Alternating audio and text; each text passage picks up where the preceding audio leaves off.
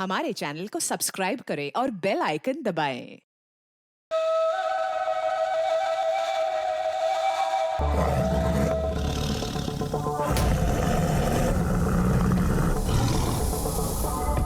मेरी बात तो सुन।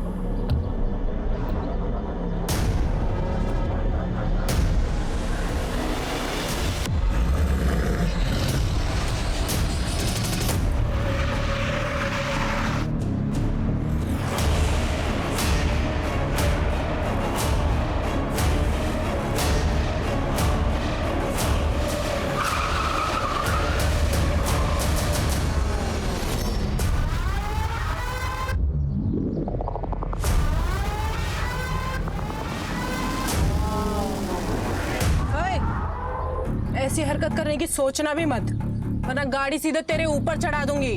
चल निकल यहाँ से, ये हमारे दोनों के बीच का मामला है।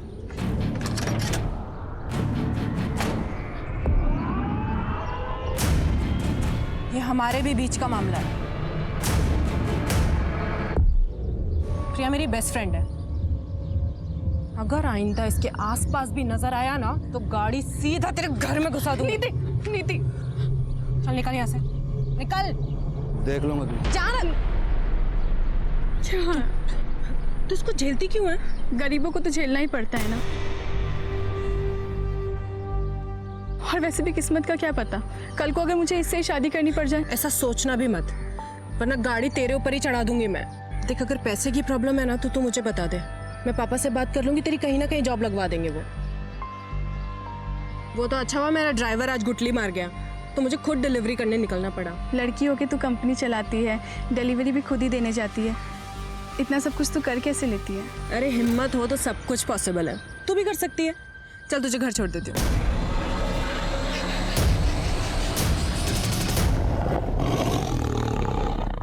बहुत पुरानी कहावत है, गरीब पैदा होना आपकी गलती नहीं है, लेकिन गरीब मरना आपकी विफलता है। नमस्कार, मैं सोनाली कुलकर्णी आपका स्वागत करती हूँ क्राइम पेट्रोल के इस नए अध्याय में। आजादी के इतने सालों बाद आज भी गरीबी हमारे देश की सबसे बड़ी समस्याओं में से एक है। आज का हमारा एपिसोड भी ऐसे ही एक गरीबी और चाहत से जुड़े गुनाह की एक कहानी है। 21वीं सदी के 2 दशक बीत जाने के बाद आज भी लोग अपनी चाहत को हासिल करने के लिए शॉर्टकट्स ढूंढ रहे हैं। इच्छा रखना और उसे पाने के लिए कोशिश हमेशा करनी चाहिए, लेकिन फर्क तो सिर्फ इस बात का है कि आप किस माइंडसेट के साथ आगे बढ़ रहे हैं। अपने पापा को बुलाइए, मैं लड़कियों से बात नहीं करता, बताऊंगा उन्हें। आप ऐसे पुराने एम्प्लॉय को कंपनी से निकाल नहीं सकती। टेक ओवर के वक्त ये डील हुई थी। डील 3 साल पहले हुई थी हेमंत जी, अब कंपनी मैं संभालती हूँ। अगर कोई ड्राइवर महीने में आधे से ज्यादा दिन काम पर नहीं आएगा तो वो बाहर जाएगा, और अगर आगे से आपने ऐसे किसी इंसान का पक्ष लिया है ना तो आप भी बाहर जाएंगे।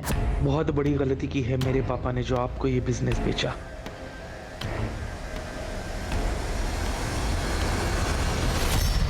दीदी, आपके झगड़े फिर से चालू हो गए।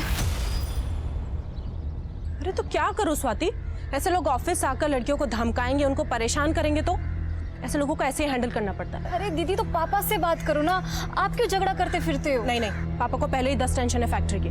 स्वाति मेरी बात सुन, पापा को कुछ भी नहीं बोलेगी, ठीक है? अरे बोला था ना आराम से काम करो।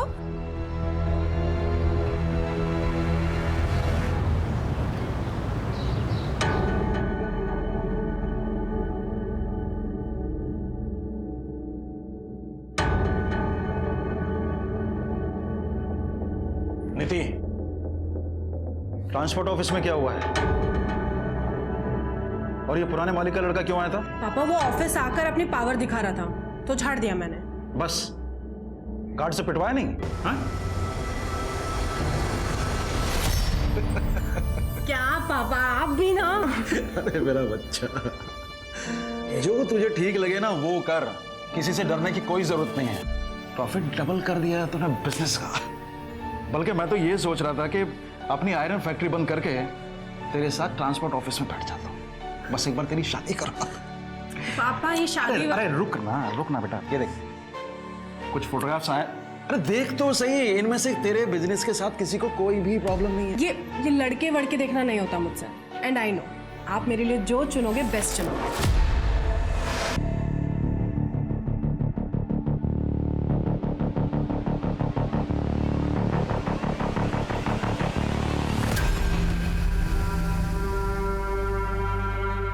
जलती है ना तू मुझसे, मेरे काम से, इसलिए बार बार मेरे काम में टांग अड़ाती है। जलन नहीं, चिंता है आपकी।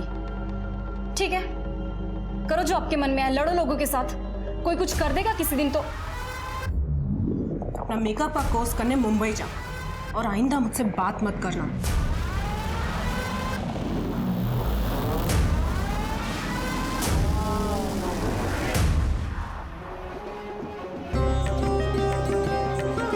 अरे स्वाति बेटा, नीति को जल्दी से ले आओ, शादी का मुहूर्त हो रहा है।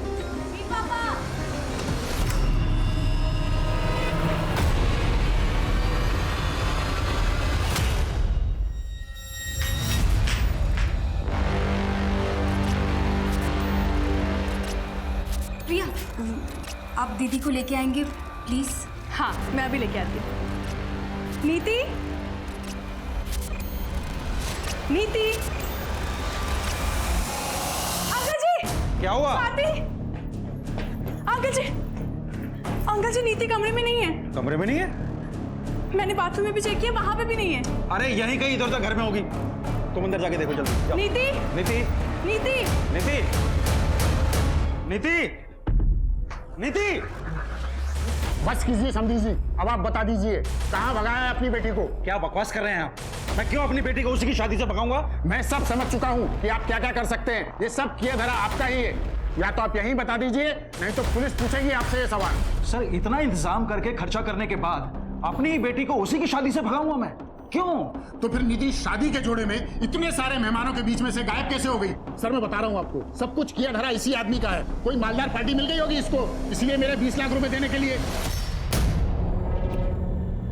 क्या 20 लाख? क्या सर वो इसने कहा था कि 20 लाख कैश शादी में देगा। मतलब चीचा को 20 लाख रुपए नहीं मिले इसलिए चीचा रूठ गए। चलिए आपको 20 लाख रुपए दिलाते हैं, लेके जाओ इनको। अरे सर सर सर सर एक minute sir, sir sir cash है, नीति के कमरे के बाजू वाले कमरे में रखा है सर, लॉकर में। और समझी जी, आप गलत इल्जाम लगा रहे हैं हमारे ऊपर। कैसे बाप है आप? एक और बेटी को बिजनेस शुरू करके देते और फिर दूसरी ओर ये दहेज।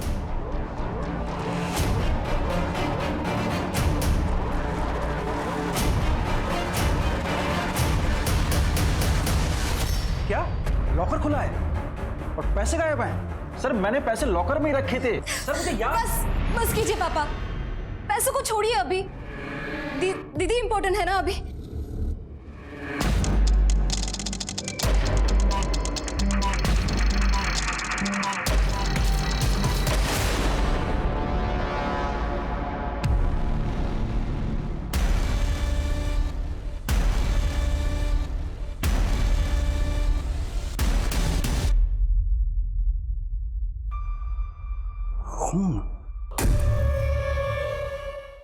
देखिए नीति बिजनेस करती है और जाहिर है कि बिजनेस में राइवल्स तो होंगे, तो उसका किसी के साथ कोई झगड़ा या फिर किसी पर आपको कोई शक?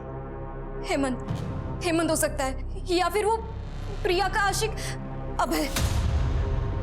अभय और हेमंत वाली बात तो पुरानी हो गई है। तू ब्यूटी पार्लर के कोर्स के लिए मुंबई चली गई थी, तुझे कुछ नहीं पता है। सर वो आए दिन नंदू टेरिस पर आ जाता था। नंदू? जी, नीति के लिए उसका रिश्ता आया था। बताया गया था कि वो डॉक्टर है, लेकिन बाद में पता चला कि वो किसी अस्पताल में छोटी सी जॉब करता है, सिर्फ 30,000 रुपए कमाता है। तो मैंने रिश्ता कैंसिल कर दिया। इसी बात को लेकर पूरी फैमिली झगड़ा करने आती थी, और खास करके वो नंदू। तो क्या करता? नीति के पापा उससे बात तक नहीं करने देते थे, इसीलिए एक दफा बात करने के लिए टेरेस के थ्रू गया था। लेकिन इसका ये मतलब नहीं होता ना कि मैं नीति को उठा कर लेके जाऊंगा। मेरे हॉस्पिटल में मेरे बारे में पूछताछ कर लीजिए। आज तक किसी के घर में डाका डालने की नौबत नहीं आई नंदेश शर्मा की। मैं नीति जितना नीच नहीं हूं सर कि बिजनेस के लिए इस हद तक गिर जाऊंगा। आप किसी से भी पूछ लीजिए, उस रात मैं अपने घर पे था और ये जो उसकी हरकतें थी ना, ये तो होना ही था उसके साथ। हाँ, मैं गया था वहां पे। नीति के बगल में ही मेरे चाचा जी रहते हैं, उनकी लड़की का बर्थडे है आज, इसलिए गया था। अरे साहब, कुछ करना होता ना तो 6 महीने पहले कर देता। 6 महीने इंतजार क्यों करूंगा? वैसे भी मेरी और प्रिया की शादी होने वाली है। पर प्रिया तो तुम्हें पसंद ही नहीं करती है ना? साहब, प्रिया तो मुझे हमेशा से पसंद करती थी, और वो नीति है जो उसको मेरे खिलाफ भड़काती रहती है। एक नंबर की चालाक लड़की है।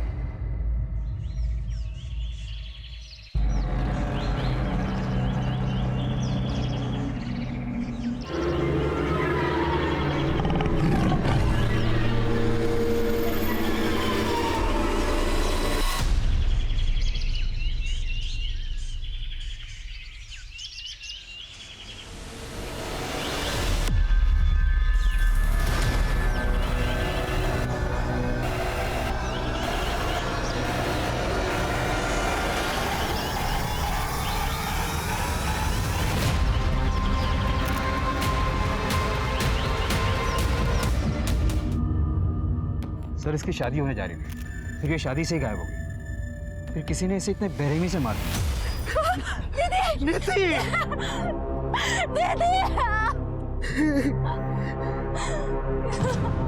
किसने किया?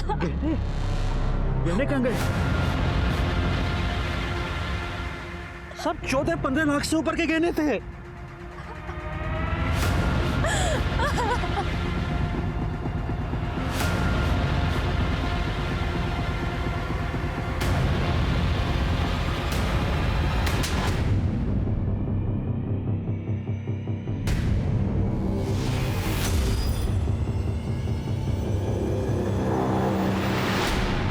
साहब मालूम है मेरे को, मैं काम पे जाता हूँ और तुम पीछे से किसी और मर्द के साथ गुस्सा नहीं उड़ाती है। ये गांव वालों की बातों पे भरोसा कर रहे हो? तुम मुझ पे शक कर रहे हो? मुझे धक्का देती है।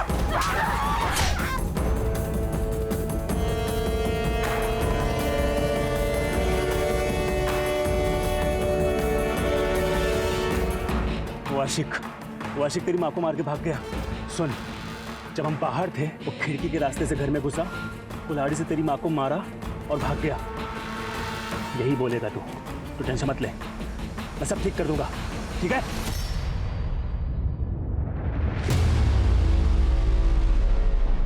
सर ये ब्रिजनाथ बहुत ही अजीब बात है। सामने बेटी की लाश पड़ी थी और उसके मुंह से सबसे पहले क्या निकला? गहना। पांडे, अगर ये ब्रिजनाथ अपनी ही बेटी नीति को प्लान करके गायब करता है तो फिर ये नीति की लाश। एक काम करो, ये ब्रिजनाथ का फोन मंगवा। एक मिनट बताइए बात क्या है? मुझे मिलने दीजिए साहब से। एक मिनट मैडम, बोलिए क्या बात है? मेरा एक कुत्ता था साहब, एक रात वो घर नहीं आया, करीब 6 महीने पहले की बात है। आपके कुत्ते का और नीति का क्या कनेक्शन? 3 दिन तक मैंने उसे पूरे शहर में ढूंढा, पर मिली उसकी लाश ठीक उसी जगह जहां आपको उस दुल्हन की लाश मिली थी, और ठीक उसी तरह चीर-फाड़ करी हुई जैसे उस दुल्हन की थी। मतलब आप ये कहना चाहती कि वो दुल्हन और आपके कुत्ते का कातिल एक ही इंसान? एक ही है, पर इंसान नहीं, शेर।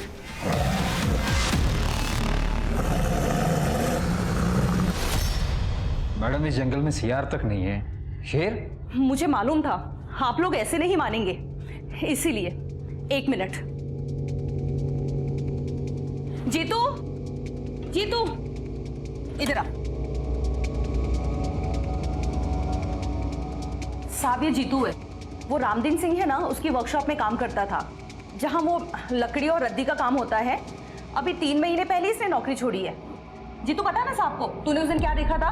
बता, डर मत बता। साहब उस रात ना बहुत बारिश हो रही थी, इसलिए मैं ना कारखाने में रुक गया था, और जब बारिश बंद हुई ना तो मैंने बड़े से जानवर की परछाई देखी। मतलब रात के अंधेरे में तूने परछाई देख ली? हाँ साहब, मतलब मेरा कि मैंने एक बड़े से जानवर को वहां से जाते हुए देखा। मैं इतना डर गया था ना, पूरी रात में कारखाने में रुका, और उसके बाद मैंने कुत्ते की चीख सुनी। बेटा बारिश तो बहुत हुई थी ना उस रात, है ना? तो जमीन तो गीली हो गई होगी, तो दूसरे दिन सवेरे तुझे शेर के पंजों के निशान नहीं दिखे? बोल। कुछ भी हो जाए आप लोग तो मानेंगे नहीं, क्योंकि शेर को पकड़ना तो आप लोगों के बस में है नहीं। जीतू चल, इन्हें बोलने का कोई फायदा नहीं, ये हमारी बात पे विश्वास नहीं करेंगे। सर ये रिपोर्ट आ गया। हाँ, ये क्या नया ट्रैक है पांडे? शेर? सर ये सरिता जी अकेली रहती हैं तो शायद मनगढ़ंत कहानियां बनाती होंगी। सर मेन प्रॉब्लम तो यहाँ है फॉरेंसिक रिपोर्ट पे। हमें टेरेस पे जो ब्लड मिला था वो लड़की का है ही नहीं। तो हमारे किसी सस्पेक्ट का होगा। नंदू और बाकी सस्पेक्ट से मैच करवा। जी सर। अलमारी में कोई फिंगरप्रिंट्स नहीं मिला। हाँ तो पांडे ऐसा हो सकता है कि जो आया था वो ग्लव्स पहन के आया हो। तो मुझे ये बताओ ना कि पोस्टमार्टम रिपोर्ट में क्या है? सर पोस्टमार्टम रिपोर्ट में तो एक अजीब बात सामने आई है। नीति की बॉडी पर जो घाव थे उसमें लकड़ी का चूरा मिला है। लकड़ी का चूरा? इसका मतलब है जो मर्डर वेपन है वो लकड़ी काटने के काम आता है। पांडे, ये सरिता जी जो अभी आकर गई वो किसी रामदीन के बारे में बात कर रही थी, जिसकी कुछ लकड़ी काटने की और रद्दी की वर्कशॉप। जी सर। चलो इस रामदीन से मिलकर आते हैं। कमाल करते हैं साहब, डेड बॉडी पे लकड़ी का भूसा मिल गया और आप सीधे हमारे वहां चले आए। हम बंद कर, बंद। सिर्फ इसलिए नहीं आए, हम इसलिए भी आए हैं क्योंकि वो बॉडी आपके इस वर्कशॉप से सिर्फ 200 मीटर की दूरी पर मिली है। तो हमारा क्या लेना देना है ब्रिजनाथ की बेटी से साहब? वो सरिता सही कह रही है, ये शेर नहीं किया है। वो दुल्हन को और कौन मारेगा साहब? आप लोग भी ना। आपके वर्कशॉप में इस्तेमाल होने वाले औजार कहाँ है वो? सब औजार का वो हिसाब हमारा सुपरवाइजर रखता है। हेमंत, हेमंत साहब, हेमंत। हाँ सर। तुम? आप जानते हैं इसे? हाँ। तुम यहाँ क्या कर रहे हो? सुपरवाइजर की नौकरी कर रहा हूँ, और क्या कर रहा हूँ? उस नीति ने बर्बाद जो कर दिया मुझे।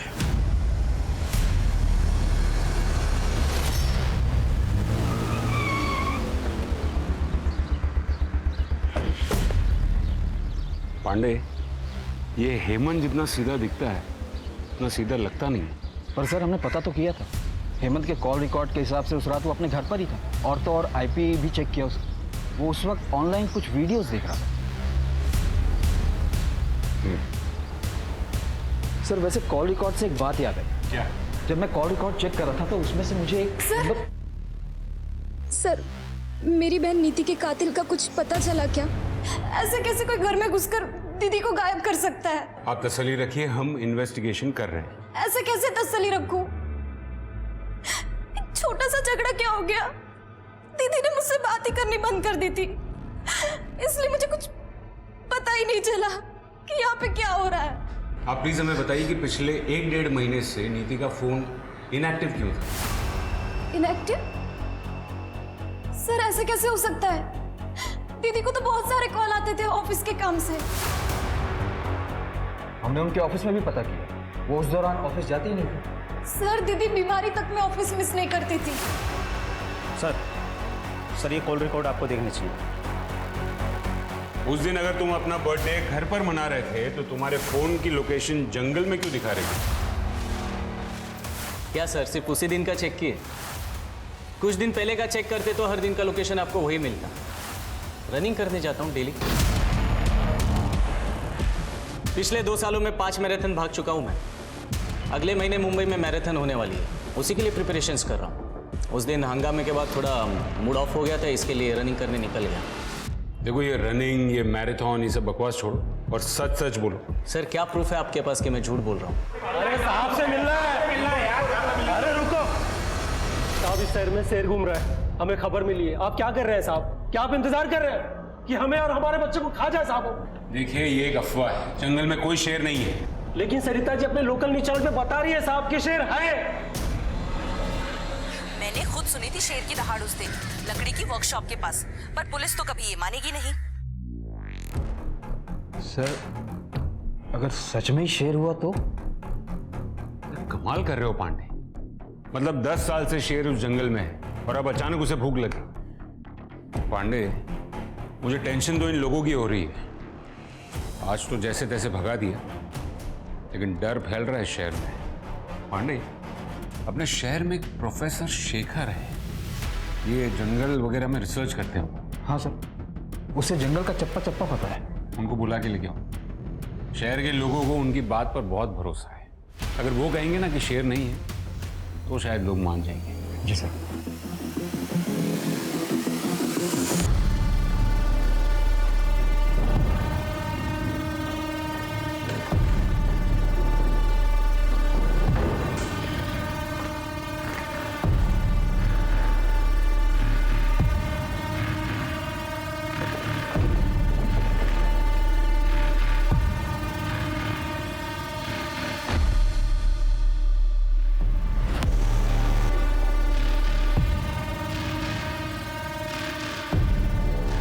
मेहनत से बिजनेस सेटल किया है। घर के काम नहीं कर पाऊंगी, ऑफिस जाना पड़ता है रोज। घर के काम के लिए तो काम वाली बाई आ जाएगी। बिजनेस आपका पैशन है, वो ज्यादा इंपॉर्टेंट है। ये सब बातें आप सिर्फ मुझे इम्प्रेस करने के लिए तो नहीं कह रहे? वो जानने के लिए तो आपको शादी करनी पड़ेगी।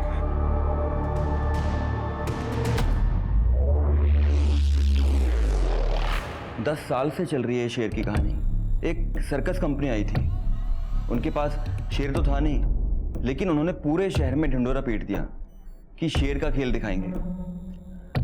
और इवेंट वाले दिन उन्होंने कह दिया कि शेर जंगल में भाग गया। तब से लोगों को लगता है कि जंगल में शेर है। प्रोफेसर साहब, अगर जंगल में शेर नहीं है तो फिर ऐसा कौन सा जानवर है जो इंसान की जान ले सकता है? सर ऐसा कुछ भी नहीं है। इतने सालों से मैं पेड़ों की गैर कानूनी कटाई के खिलाफ लड़ाई लड़ रहा हूँ और इसीलिए इस जंगल का चप्पा चप्पा जानता हूँ मैं। और जितना मैं लोगों को समझाने की कोशिश करता हूँ कि जंगल में कोई शेर नहीं है, उतना ही मेरी बुआ लोगों को आकर बोलती है कि इस जंगल में शेर है, शेर है। बुआ? हाँ सर, सरिता जी मेरी बुआ हैं। वो मेरी बात समझती ही नहीं है। लेकिन खैर, अगर आप कह रहे हैं तो मैं पूरी कोशिश करूंगा कि लोगों को समझा पाऊं।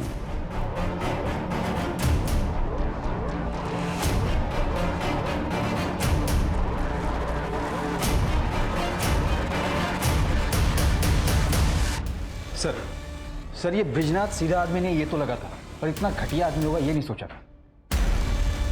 ये देखिए उसके फोन से क्या हुआ।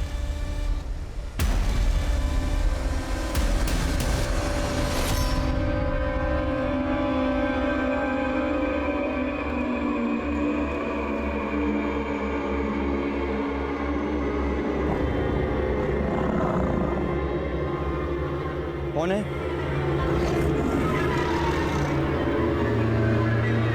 कौन है?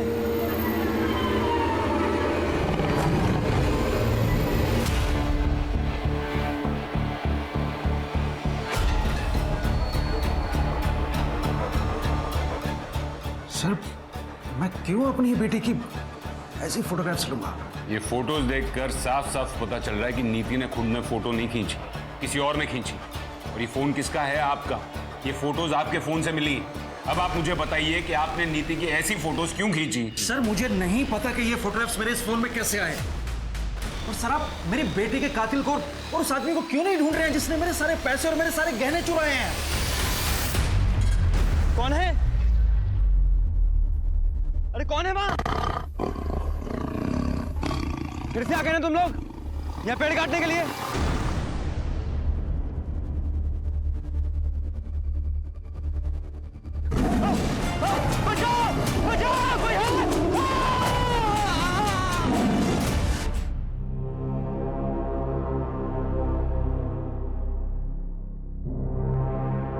ऐसे क्या देख रही है?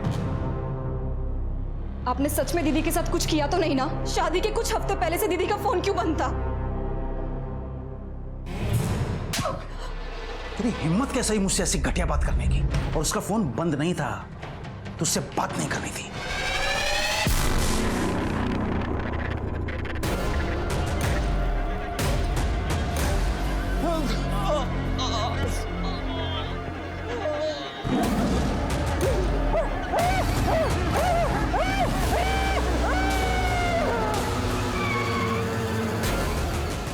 पांडे, ये ब्रिजनाथ के बारे में A to Z सब पता करो, पूरी कुंडली निकालो उसकी। जी सर।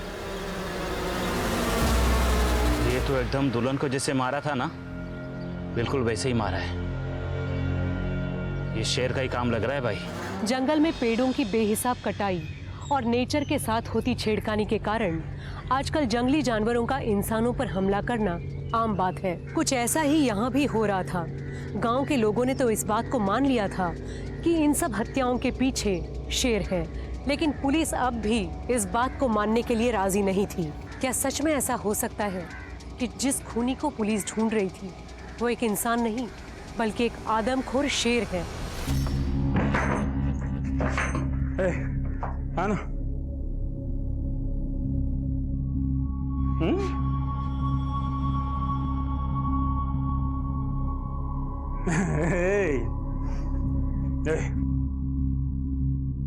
तेरे को बोला था ना, सब ठीक कर दूंगा मैं। एक बार फिर से अपना घर बस रहा है।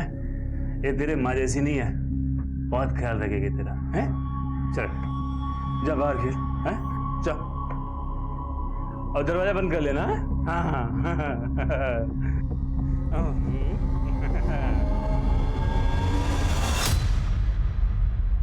सर बॉडी की कंडीशन देख के तो लग रहा है कि यह किसी जंगली जानवर का काम है। देखिए डॉक्टर, मुझे आपसे ये शेर वाली कहानी नहीं सुननी। मुझे ये बताइए, अगर किसी इंसान ने मारा हो तो कैसे मारा होगा? तो सर उसके लिए दो हथियारों का इस्तेमाल एक ही साथ हुआ है, एक कुछ हथौड़ी जैसा और दूसरा धारदार औजार। ठीक है सर दुल्हन की बॉडी पर से जेवर गायब थे। अब ये काम शेर का तो नहीं हो सकता ना? पर सर शेखर की बॉडी पर ना जेवर थे ना पैसे, फिर कोई आदमी उसे क्यों मारेगा? सर कहीं सच में कोई शेर तो नहीं जो जंगल से नदी पार करके इस तरफ आया हो? पांडे, नदी के पार जंगल नहीं गांव है, और फोकस शेर पे नहीं इस पे करो। 3 साल पहले शेखर ने रामदीन के खिलाफ इलीगल पेड़ की कटिंग को लेकर कंप्लेंट दर्ज की थी। मतलब रामदीन के पास शेखर को मारने का मोटिव था, लेकिन उसने अपने वर्कशॉप के पास ही क्यों मारा? सवाल ये नहीं है पांडे, सवाल ये है कि रामदीन ने शेखर को मारने में 3 साल क्यों लगा दिए? या फिर ऐसा हो सकता है कि नीति और शेखर ने रामदीन को एक साथ देख लिया हो पेड़ काटते हुए, इसलिए उसने नीति को भी मार दिया। सर इस रामदीन को उठा लो? नहीं, अभी नहीं, फिलहाल उसके खिलाफ सबूत इकट्ठा करने होंगे। एक काम करो, रामदीन की पास्ट और प्रेजेंट की पूरी हिस्ट्री निकालो और देखो कोई ऐसा मिलता हो जिसे वर्कशॉप के अंदर की सारी डिटेल्स पता हो। सर वो जीतू था ना जो रामदीन की वर्कशॉप में काम करता था? मैं कह रहा था मैं नहीं आ पाऊंगा इस बार त्योहार पे। यहाँ पे एक अजीब सा मर्डर का केस आया है। पर भैया देखो ना, कुछ हो सकता हो तो। नहीं हो पाएगा, एक दुल्हन का मर्डर हुआ है ना, वो भी बड़ी अजीब तरीके से। पूरा चीर फाड़ दिया उसको। एक दुल्हन के मर्डर का केस हमारे थाने में भी आया था कुछ 1 साल पहले, सेम वैसे तरीके से उसे भी चीर फाड़ दिया गया था और आज तक ये केस सॉल्व नहीं हो पाया। शेर की बात ही हो रही। सर मेरा भाई श्याम मेरे गांव पालिका एक कांस्टेबल है, तो सर उसके थाने में भी सेम केस आया था जो अभी तक सॉल्व नहीं हुआ है। सर शेर का तो पता नहीं, लेकिन मर्डर जो है लगभग सेम तरीके से ही हुआ है। और सर जिसका मर्डर हुआ था ना, वो एक दुल्हन ही थी। कब हुआ था ये? और उस केस की और कोई डिटेल्स हैं? सर करीब 1 साल पहले की बात होगी, लेकिन सर दुल्हन की आइडेंटिटी अभी क्लियर नहीं हुई है। ठीक है, वहाँ के ऑफिसर से बात करवाओ। जी सर। साहब वो ब्रिज जी के यहाँ पे ज़्यादा पैसे मिल रहे थे मुझे, इसलिए मैं वर्कशॉप पे नौकरी छोड़ दी थी। और वहाँ पे शेर का भी तो खतरा था ना साहब। मेरे सामने शेर की बात मत करना, समझा? अच्छा मुझे बता कि तेरे वर्कशॉप पे कोई अक्सर रामदीन को मिलने आता था क्या? हाँ, हफ्ते में 1 दिन उनसे कोई तो मिलने आता था। उस दिन सबके जाने के बाद साहब वर्कशॉप में अकेले रुकते थे। साहब उस दिन मैं अपना झोला भूल गया था, इसलिए वापस लेने गया था। क्या कर रहे थे इधर? मेरी छुट्टी हो गई ना? साहब मेरा झोला भूल गया था मैं यहाँ पे। हो गया ना? चल निकल। हाँ गया वो, आ जाओ। कौन था वो? साहब मैं ज्यादा कुछ नहीं देख पाया था, रामदीन जी ने मुझे भगा दिया था वहां से। सर एक मिनट। सर ब्रिजनाथ के मोबाइल में जो फोटो मिले थे उन्हें इनलार्ज करवाया। सर ये फोटो में देखिए किसी का रिफ्लेक्शन दिख रहा है, नीति की फोटो खींचते हुए। ये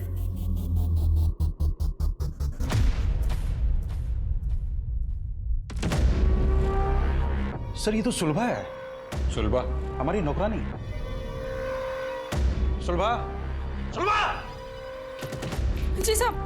तो तुमने खींची थी ये इतनी वाहियात फोटोग्राफ नीति की? साहब हम तो नौकर हैं, मालकिन ने कहा था ऐसे फोटो खींचने को। दीदी ये लीजिए। दीदी जल्दी कीजिए, साहब ने देख ले तो मुसीबत हो जाएगी। एक मिनट चलिए। हाँ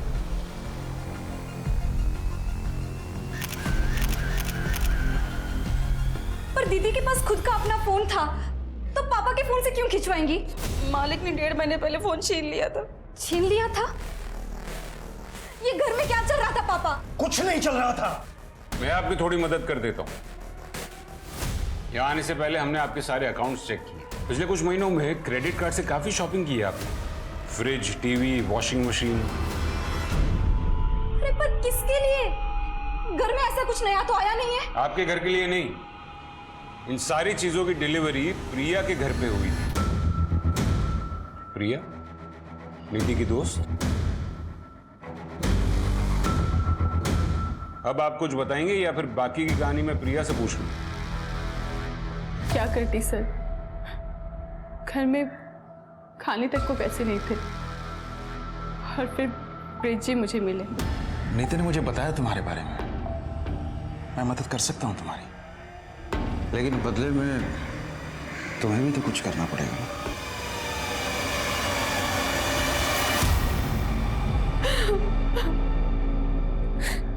मेरे पास और कोई रास्ता नहीं था सर। और नीति को ये बात कब पता चली?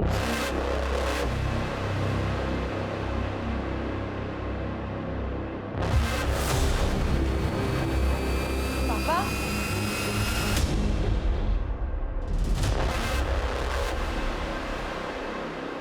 और जब नीति ने आपकी इस हरकत का विरोध किया तो आपने उससे उसका फोन छीन लिया, उसका ऑफिस जाना छुड़वा दिया। वो अपने बाप से बदतमीजी कैसे कर सकती थी? और बच्चों को संस्कार सिखाने के लिए ना ऐसे कदम उठाने पड़ते हैं। संस्कार नहीं, डर। इस बात का डर कि कहीं आपकी काली करतूत जमाने के सामने ना आ जाए।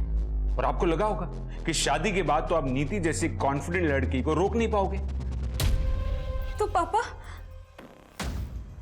आपने दीदी को इसलिए शादी वाले दिन भी आप सब प्रिपरेशन छोड़ के आधे घंटे के लिए कहीं चले गए थे और आते ही आपने दीदी को बुलाने के लिए कहा था। फूल लाने के लिए गया था, पंडित जी ने अचानक से फूल लाने के लिए बोल दिया था। तो आपने अपनी प्रिया को कहा होगा कुछ करने के लिए। नहीं, ब्रिजी ने मुझे कुछ नहीं कहा था। नीति मुझसे नफरत करने लगी थी। कई बार तो उसने मुझे थप्पड़ भी मारा था, लेकिन मैंने उसे कुछ भी नहीं कहा और कहती थी किस मुंह से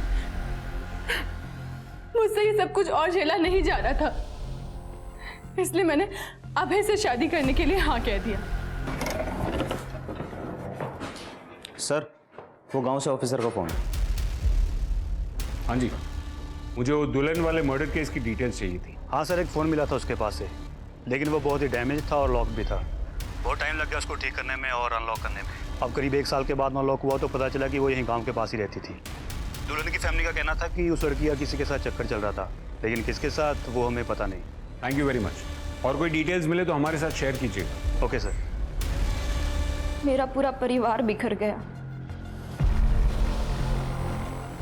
सर, प्लीज बता दीजिए कौन है मेरी दीदी का कातिल? पापा? देखिए, हमने पता लगाया आपके पिताजी वाकई में फूल लेने गए थे। तो फिर और कौन रह जाता है? नीति का बॉयफ्रेंड। बॉयफ्रेंड? नहीं सर, ये हो ही नहीं सकता। दीदी का फोकस सिर्फ बिजनेस पे ही था और दीदी तो ये शादी से भी बहुत खुश थी। तो फिर एक जवान लड़की ऐसे फोटोज किसके लिए क्लिक करेगी? हमने फोन भी चेक किया, हमें कोई नंबर नहीं मिला। शायद वो इंटरनेट कॉलिंग से बात किया करती थी। और इस केस में ये पॉसिबल है कि घर से चोरी नीति ने या फिर नीति और उसके बॉयफ्रेंड ने मिलकर की थी। पैसे दीदी ने नहीं चुराए थे, मैंने चुराए थे।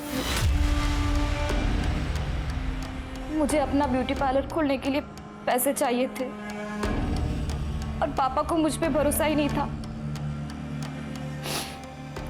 और दीदी मुझसे बात ही नहीं कर रही थी।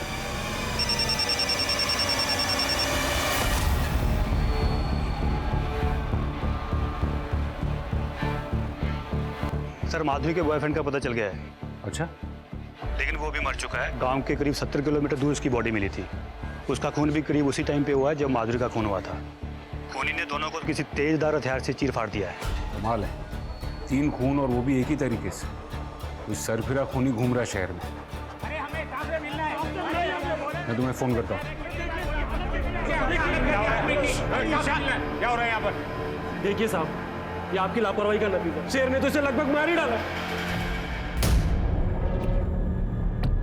तो आप इसे यहाँ पर क्यों लेकर आए? पहले हॉस्पिटल लेकर जाइए। नहीं, जब तक आप शेर को नहीं पकड़ेंगे हम यहाँ से नहीं जाने। बस तुम बताओ क्या हुआ था? साहब, मैं जंगल से काफी दूर था और अचानक से पता नहीं कहा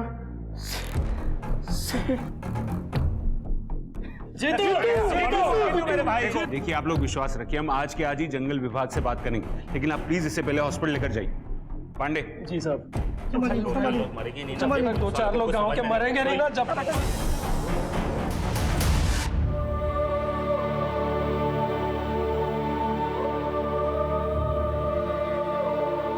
दीदी मुझसे बात नहीं कर रही थी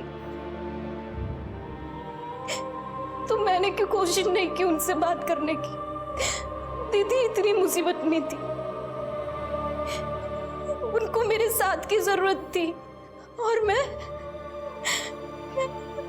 इतनी सेल्फिश हूं कि सिर्फ अपने सपनों के पीछे दौड़ती रही।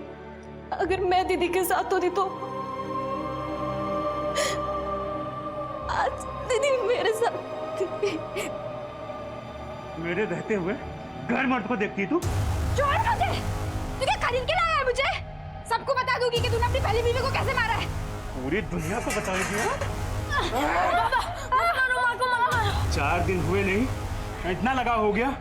मैं तेरा बाप दिन रात कोशिश करता हूँ सब कुछ ठीक हो जाए, और तू उसकी मदद कर रहा है। सर डॉक्टर ने बताया कि जीतू को किसी शेर ने नहीं बल्कि जंगली कुत्ते ने काटा था। मुझे पता था, वो घबरा गया इसलिए देख नहीं पाए। सर जब तक हम नीति और शेखर के कातिल को इनके सामने नहीं लाएंगे ये लोग हमारी बात नहीं मानने वाले। सर वो रामदीन के बारे में पता करने के लिए बोला था ना सर आप। सर पता लगा कि वो भी मेरे गांव पाली से है। एक बात और सर वो दुल्हन का जो मर्डर हुआ था उस केस की इन्वेस्टिगेशन से एक बात साफ जाहिर होती है, 6 साल पहले भी सेम तरह से मर्डर हुआ था सर वहाँ पर। किसका? वो भी एक दुल्हन थी क्या? नहीं सर, वो एक आदमी था। इनफैक्ट जिसका मर्डर हुआ था वो खुद एक खूनी था। मतलब 6 साल पहले उस आदमी का खून उसी तरह हुआ था? मतलब एक सिरफिरा कातिल 6 साल से घूम रहा है, न जाने उसने कितने कत्ल किए होंगे। सर रामदीन हो सकता है। अच्छा जो मरे हैं उनकी फैमिली में और कौन कौन है? एक बेटा है सर। उस बेटे को ढूंढो, शायद उस बेटे ने उस खूनी को देखा हो। Hello police station, gold coin jewellers कहाँ से बोल रहा हूँ? हाँ जी बोलिए। आपने जो चोरी की हुई ज्वेलरी की फोटोज हमें भेजी थी उसमें से कोई एक मेरे यहाँ पे बेचने के लिए आया हुआ है। कस्टमर को मैंने बातों में लगा रखा है, अंदर बैठी हुई है। आप लोग थोड़ा जल्दी आइए, वैसे भी बच्ची है। वो नेकलेस मेरा नहीं है, वो नंदू भैया का है। नंदू भैया ने एक डब्बे में छुपा के रखा था, मैंने निकाल लिया। मुझे लगा कि मेरा बर्थडे का गिफ्ट है। मैंने कुछ नहीं किया सर, मैंने कुछ नहीं किया। बहुत घुमा लिया पुलिस को, अब मुंह खोल और सच बता। कैसे भगाया नीति को, कैसे उठाया? बोल। बताता हूँ सर। सर मैंने नीति को नहीं उठाया सर, वो खुद आई थी मेरे पास। हम दोनों एक दूसरे से बहुत प्यार करते थे सर। मैंने कुछ नहीं किया सर, बिलीव मी। लेकिन जब उसके पापा ने मेरा और नीति का रिश्ता तोड़ दिया तब मैंने तो उम्मीद ही छोड़ दी थी। लेकिन एक दिन खुद नीति ने मुझे फ़ोन किया था, ये कुछ 3-4 महीने पहले, और उसी के बाद हम लोग छुप छुप कर मिलने लगे थे सर। और वो खुद अपने फोटो तुझे भेजती थी?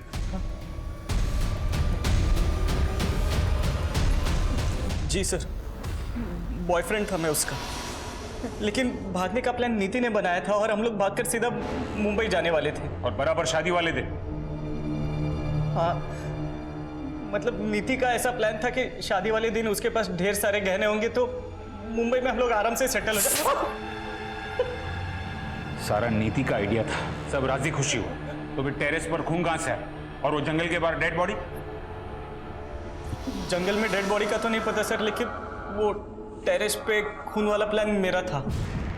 हॉस्पिटल से मैं ब्लड सैंपल्स लेकर आया था और मेरे ही कहने पर नीति ने खुद वो ब्लड टेरेस पे डाला था सर। एक्चुअली मेरा और नीति का उस दिन जंगल में मिलने का प्लान था। नीति, अरे कहाँ हो यार तुम? नीति तो नहीं मिली, लेकिन उधर झाड़ियों में उसका पड़ा हुआ नेकलेस मिला सर।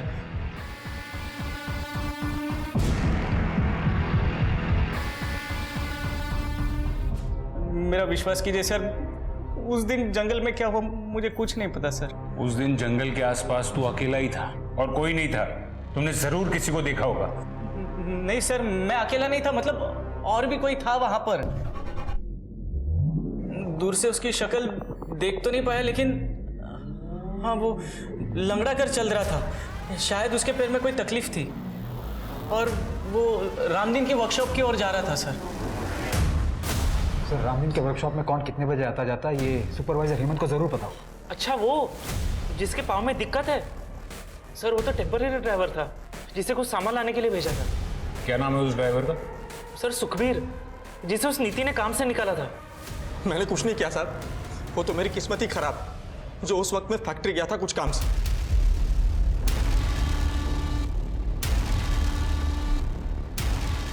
ये ब्रेसलेट तुम्हारा है? हाँ साहब। नया लिया? हाँ साहब। पुराना कहाँ है? पुराना मैं दिखाता हूँ। ये तुम्हारा ही है ना?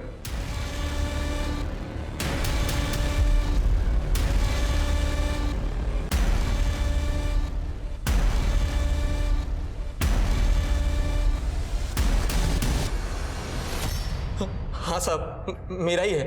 वो पुराना ढीला हो गया था ना, तो गिर गया होगा शायद। अच्छा, और वो भी वहीं पर गिरा जहां पर नीति की लाश मिली थी? भगवान की कसम साहब, उस वक्त कोई बॉडी वॉडी नहीं थी वहां पे। हम गरीब छोटे लोग हैं ना साहब, इसलिए सब हमें ही परेशान करते। वहां बड़े लोग क्या नहीं करते, कोई कुछ नहीं बोलता उनको। वो रामदीन सिंह, हाँ गया वो, आ जाओ। वो औरत, उसको देखा मैंने उसके साथ, वो शेर शेर करते फिरती है ना शहर में, वही औरत। सरिता? हाँ हाँ, वही सरिता। मतलब सरिता और रामदीन? मतलब पेड़ों की कटाई नहीं, आप दोनों के बीच जो रिश्ता है वो छुपाने की कोशिश कर रहे थे। नीति और शेखर ने आपको सरिता जी के साथ देख लिया था उससे, इसलिए आपने उन दोनों को। सर लेकिन एक बात समझ में नहीं आई, दूसरे शहर जाकर उस दुल्हन को और उसके बॉयफ्रेंड को क्यों मारा आपने? अरे साहब ये क्या कह रहे हैं आप सर, हमने किसी को भी नहीं मारा है साहब। जब तक सब कुछ सच सच नहीं बता देते तब तक यहां से बाहर जाने नहीं दूंगा मैं।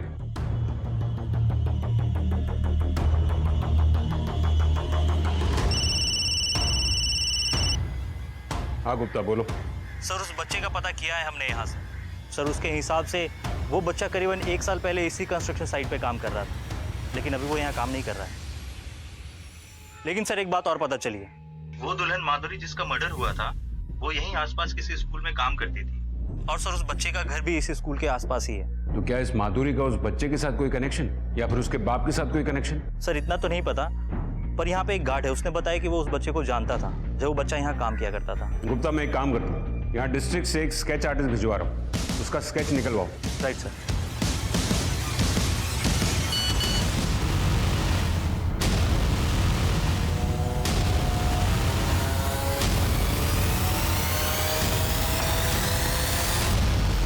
अरे साहब हमें क्यों बंद करके रखा, हमने कुछ नहीं किया साहब, हम कह रहे हैं ना साहब। एक बात बताओ, तुम्हारे वर्कशॉप में जो जो काम करते हैं या करते थे, उनमें से तुम्हारे गांव पाली से कौन था? यही है वो? हाँ सर यही है वो।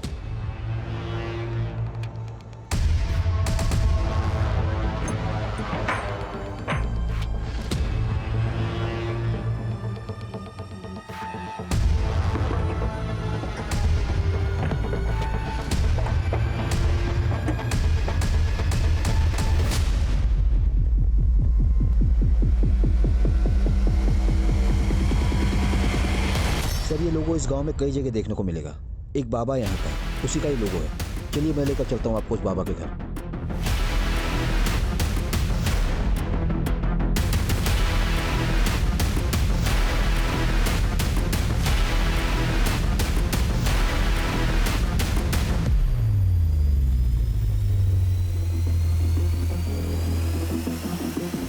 तुझे रामदीन ने इसीलिए काम पे रखा था ना, क्योंकि तू उसके गांव से?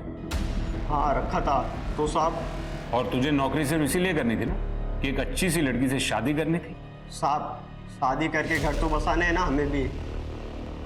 वाह ये कमाल है, लोग शादी करने के लिए मैरिज ब्यूरो में नाम लिखवाते हैं, पेपर में ऐड देते हैं, और तू मर्डर करता है। क्या साहब ये क्या बोल रहे हो आप? ये मैं नहीं बोल रहा हूँ, तेरा वो जंगल वाला बाबा बोल रहा है। थोड़ी जेल की हवा लगी, 2 डंडे पड़े तो मुंह खुल गया उसका। साहब मैं शादी करके ना सिर्फ घर बसाने वाला था।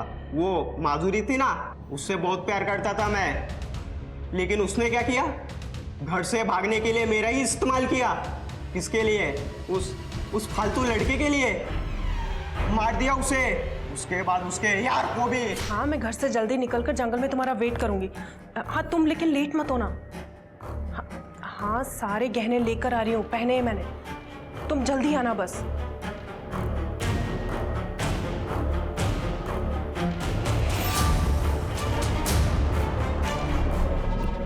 नीति ने क्या किया था, उसको क्यों मारा? बाबा ने कहा बलि दो सफलता मिलेगी।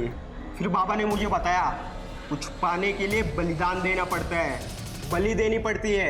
एक जानवर, एक लड़की को मारकर तुझे सफलता मिलती, और शेखर उसकी बलि क्यों दी?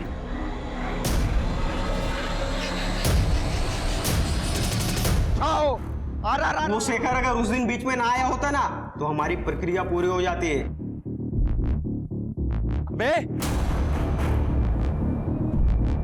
कौन है विधु? और ये यहाँ क्या कर रहे हैं? मार दिया उसको भी। और तेरे माँ बाप, उनको क्यों मारा? मेरी माँ को मेरे बाप ने मारा।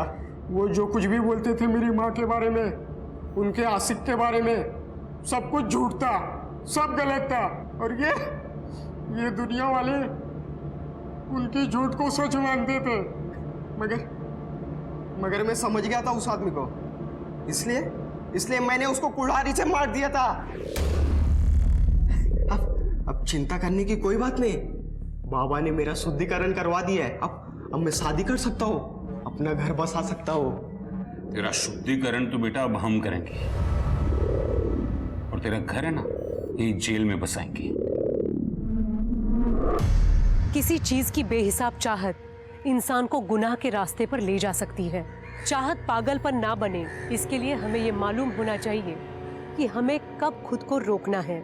जीतू जैसे भोले और महत्वाकांक्षी इंसान की तलाश ऐसे ढोंगी बाबा को हमेशा होती है। वो उनके आसान टारगेट होते हैं। बाबा ने अपने लालच के लिए एक मासूम से बच्चे को एक बेरहम कातिल बना दिया। शादी करने के लिए उसके पागलपन का इस्तेमाल किया। वैसे कहते हैं ना, बच्चे कच्चे घड़े की तरह होते हैं, जिन्हें माँ बाप अपनी परवरिश से सही ढांचे में डालते हैं। इसी तरह देखा जाए तो मासूम जीतू से कातिल जीतू तक के सफर की शुरुआत तो उसके बचपन में ही हो गई थी। अगर समय रहते जीतू के माँ बाप जान गए होते कि उनके आपसी झगड़े का उनके बच्चे पर क्या असर पड़ रहा है, तो आज जीतू सलाखों के पीछे नहीं होता। माँ बाप बन जाना अलग बात है और जिम्मेदार माँ बाप बनना अलग। अब मैं सोनाली कुलकर्णी आपसे विदा लेती हूँ। फिर मिलेंगे क्राइम पेट्रोल सतर्क में एक ऐसे ही चौंका देने वाले केस के साथ। तब तक अपना और अपनों का ख्याल रखिए। For more updates, subscribe to our channel, click the show links and enjoy watching the videos.